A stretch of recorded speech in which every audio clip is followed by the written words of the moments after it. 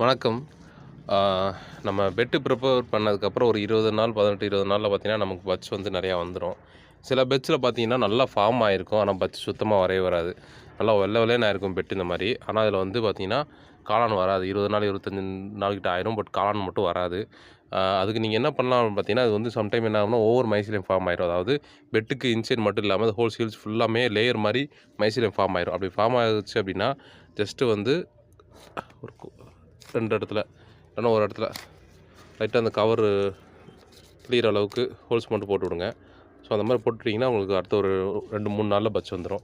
இது எப்போ பண்ணலாம் அப்படின்னா, ஒரு 20, 22 நாளைக்கு மேல ஆச்சு. பட் வந்து உங்களுக்கு வந்து காளான் வரவே இல்ல அப்படின்னா, ஸோ அந்த மாரி பெட்ஸில நல்லா ஒயிட்டா ஃபார்ம் ஆயிருக்கு அப்படின்னா, ஸோ அந்த மாரி பெட்ஸில உங்களுக்கு காளான் வரல அப்படின்னா, ஸோ இது மாரி லைட்டா மட்டும் கவர கிழிச்சு விடுங்க. ரொம்ப கிழிச்சிங்க அப்படின்னா, ஸோ ஃபர்ஸ்ட் ஈல்டு வந்துரும்.